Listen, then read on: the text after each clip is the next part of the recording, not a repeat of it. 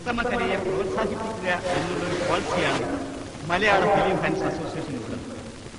കഴിഞ്ഞ വർഷത്തെ ഏറ്റവും നല്ല നടനായി അംഗങ്ങൾ തെരഞ്ഞെടുത്തത് ശ്രീ പപ്പുവിനെയാണ്.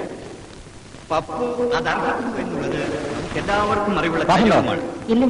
ഏതായാലും പ്രസംഗം അധികം നീട്ടിക്കൊണ്ടു പോകുന്നില്ല. നമുക്ക് അവാർഡ് ദാന ചടങ്ങിലേക്ക്. അങ്ങനെ വളരെ കുറച്ച് കാലയളവ് കൊണ്ട് മലയാള ചലച്ചിത്ര നഭോമണ്ഡലത്തിൽ ഒരു അത്യുജ്വല താരമായി ഉദിച്ചുയരാൻ കഴിഞ്ഞ ശ്രീമാൻ പപ്പുവിന് ഞങ്ങളുടെ പ്രസിഡന്റ് ഞങ്ങളുടെ വക അവാർഡ് കൊടുക്കാൻ പോവുകയാണ്.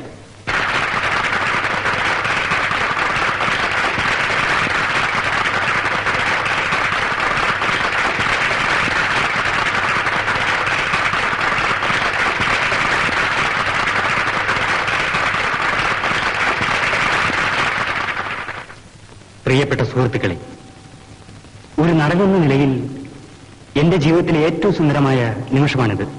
മദ്രാശി നഗരത്തിലെ മലയാള ഫിലിം ഫാൻസ് അസോസിയേഷൻ ഈ വർഷത്തെ ഏറ്റവും നല്ല നടനായി എന്നെ തെരഞ്ഞെടുത്തു എന്നറിഞ്ഞപ്പോൾ ഞാൻ സന്തോഷം കൊണ്ട് മതിമറന്നു പോയി. എനിക്ക് ആദ്യമായി കിട്ടുന്ന ഒരു അംഗീകാരമാണിത്. കലാസ്നേഹികളായ നാട്ടുകാരുടെ സ്നേഹമാണ് ഒരു കലാകാരന്റെ നിലനിൽപ്പിന് ആധാരം. ഞാനൊരു വലിയ നടനാണ് എന്നോട് പലരും പറഞ്ഞല്ലോ. അതിന് കാരണം നിങ്ങൾ മാത്രമാണ്. സത്യത്തിൽ ഇവിടെ കൂടിയിരിക്കുന്ന നിങ്ങൾക്ക് ഓരോരുത്തർക്കുമാണ് ഓരോ മാല വീതം തരേണ്ടത്. അത്രയും മാല ഇവിടെ സ്റ്റോക്കില്ല. അതുകൊണ്ട് നിങ്ങൾക്ക് എല്ലാവർക്കും വേണ്ടി മാലയും ഒക്കെ ഞാൻ വാങ്ങി.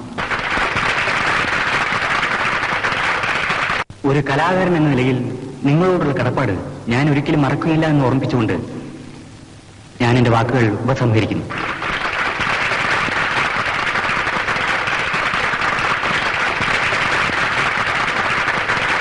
ഈ യോഗം അവസാനിച്ചിരിക്കുന്നു. നിങ്ങളുടെ വിലയേറിയ പ്രയത്നത്തിന് നന്ദി.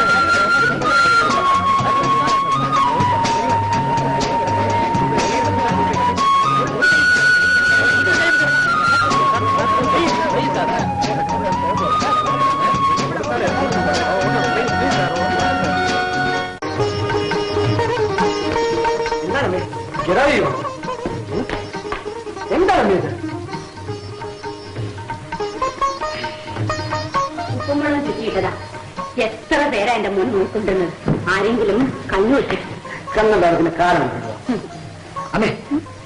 പരിപാടി അത്യുഗ്രന പ്രസന്നം പൊട്ടിപ്പൊടിച്ചു. എനിക്കറിയാടാ, കലാപ്രിയകളായ നാട്ടുകാരുടെ സ്നേഹമാണ് ഒരു കലാകാരന്റെ നിലനിൽപ്പിന് ആധാരം. അല്ലേടാ? എല്ലാം എനിക്കറിയാം. എന്താണ് പ്രസംഗിക്കാൻ പോണെന്ന് മൈക്കിന്റെ മുമ്പിൽ നിൽക്കുന്നവരെ എനിക്കേ അറിയില്ലായിരുന്നു. പിന്നെ അമ്മ എങ്ങനെ എത്രയും കണിശമായി പറയുന്നത്? ആ തിരക്കിന്റെ ഇടയിൽ എങ്ങനെയോ തിക്കി തിരക്കി ഞാനും അവിടെ വന്നു. നിന്റെ കയ്യൊപ്പവും വാങ്ങിച്ചു. ഇതെന്തോടാത് കാക്ക തോണ്ടുന്നത് പോലെയാണ് എഴുതുന്നത്. എഴുതുമ്പോ നന്നായിട്ട് എഴുതിക്കൂടെ? അമ്മ ഇങ്ങനെ അവിടെ വന്നു. എങ്ങനെയോ വന്നു. ഞാൻ വിളിച്ചപ്പോ വലിയ വീരം കാണിച്ചു ഇവിടെ കുത്തിയിരുന്നു. അമ്മയ്ക്ക് വരാതിരിക്കാൻ പറ്റുമോ? ഞാൻ പോയ ഉടനെ വരണമെന്ന് തോന്നി. കുറേ വന്നു. അതെ, അമ്മ എവിടെയായിരുന്നു? ഞാൻ എവിടെയും ഇരുന്നില്ല. പുറത്ത് ജനക്കൂട്ടത്തിന്റെ ഇടയിൽ നിന്ന് എല്ലാം കേട്ടു. പുറത്ത് അമ്മ എന്താ അകത്തേക്ക് വരാതിരുന്നു? എത്ര പേര് എഴുന്നേറ്റ് നിന്ന് അമ്മയെ ബഹുമാനിക്കുമായിരുന്നു. എനിക്ക് എന്തിനാടാ ബഹുമാനം? അമ്മയ്ക്കില്ലാതെ ബഹുമാനം പിന്നെ എനിക്കോ? എന്നേക്കാൾ കൂടുതൽ ഈ ലോകം എന്റെ അമ്മയെ അപമാനിക്കുന്നു. ഞാൻ മാത്രമല്ലടാ നിന്നെ സ്നേഹിക്കുന്നത്. നീ എന്റത് മാത്രമല്ല. ഇപ്പൊ അമ്മയ്ക്ക് സന്തോഷമായില്ലേ? ഇല്ല, വിഷമം തോന്നും. അമ്മേ, ഇത്രയും പേരിൽ നിന്ന് സ്നേഹിക്കാനുള്ളപ്പോ നീ എന്നെ മറന്നു പോകുന്നു. എനിക്ക് പേടിയാവുന്നതാ മോനെ, എനിക്ക് പേടിയാവുന്നു. അമ്മ എന്തായി പറയുന്നത്? ഞാൻ അമ്മയെ മറന്നു പോകുന്നു. ഈ ലോകത്തിൽ എനിക്ക് നീ മാത്രമാണുള്ളത്. നിനക്ക് വേണ്ടി മാത്രമാണല്ലോ ഞാൻ ജീവിക്കുന്നത്. നിനക്ക് വേണ്ടി മാത്രം. നീ എന്നെ മറന്നാലും സാരമില്ല. നീ എന്നും എന്റെ കൈക്കുള്ളിൽ തന്നെയുണ്ട്. എന്റെ കൈക്കുള്ളിൽ ഇതാ നോക്കട. എന്നെയും നിന്നെ അകറ്റാൻ ഈ ലോകത്തിൽ ആർക്കും സാധിക്കില്ല. മോനെ. അതിന് ഞാൻ സമ്മതിക്കുകയില്ല. മോനെ, എന്തിനാണ് അമ്മ ഇങ്ങനെ പറയുന്നത്? അമ്മ വിട്ട് ഞാൻ ഇവിടെ പോകാനാ? കണ്ടോ, മാധവൻ നമ്മൾ പിരിക്കാൻ വന്നിരിക്കുന്നു.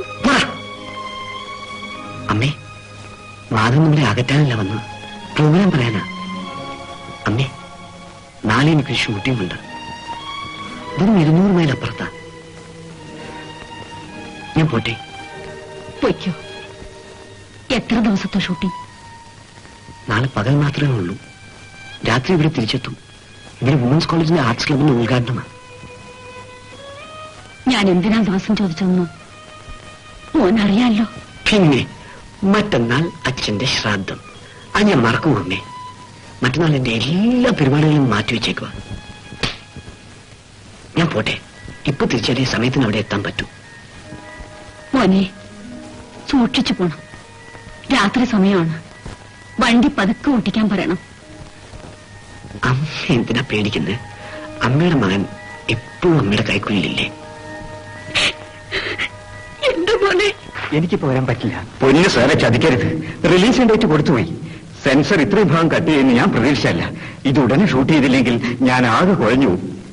എങ്കിലും വീട്ടിലൊന്നും വിളിച്ച് പറയാതെ. അതൊക്കെ ഞങ്ങൾ ഏറ്റു. ഇവരൊക്കെ കൂടി നോക്കിക്കൊള്ളും. സാർ എന്റെ കൂടെ വന്നാൽ മതി. കഴിയുന്നത്രയും വേഗം സാറിനെ തിരിച്ചയക്കാം. വരാം. എന്തൊരു അക്ലിഷ്ടം, വല്ലാത്ത മനപ്രയാസം. ഇന്നലെ കോളേജിലെ പരിപാടിക്ക് പപ്പേട്ടനുണ്ടായിരുന്നു. അവിടുന്ന് എന്നോടൊന്ന് വിളിച്ചു പോലും പറയാതെ പപ്പേട്ടൻ എങ്ങോട്ട് പോയി?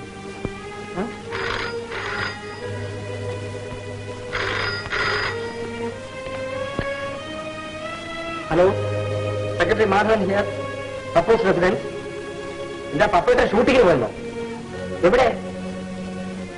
ഏർക്കടോ? അത് ശരി. പ്രൊഡ്യൂസറുടെ ആളാ. പപ്പേട്ടൻ ഏർക്കാട് ഷൂട്ടിങ്ങിന് പോയിരുന്നു. വിവരം വിളിച്ചു പറയാൻ തീരെ സമയമില്ലായിരുന്നു. അല്ലെങ്കിൽ ഈ പ്രൊഡ്യൂസർക്ക് അവരുടെ കാര്യം കാണണമെന്ന് അല്ലാതെ എന്തെങ്കിലും വിചാരമുണ്ട്? അവന്റെ അച്ഛന്റെ ശ്രാദ്ധത്തിനാണ്. തീർച്ചയായും വീട്ടിൽ കാണുമെന്ന് പറഞ്ഞിട്ട് പോയതാണ്. ജോലിയാണല്ലോ ഇപ്പൊ അവന് വലുത്.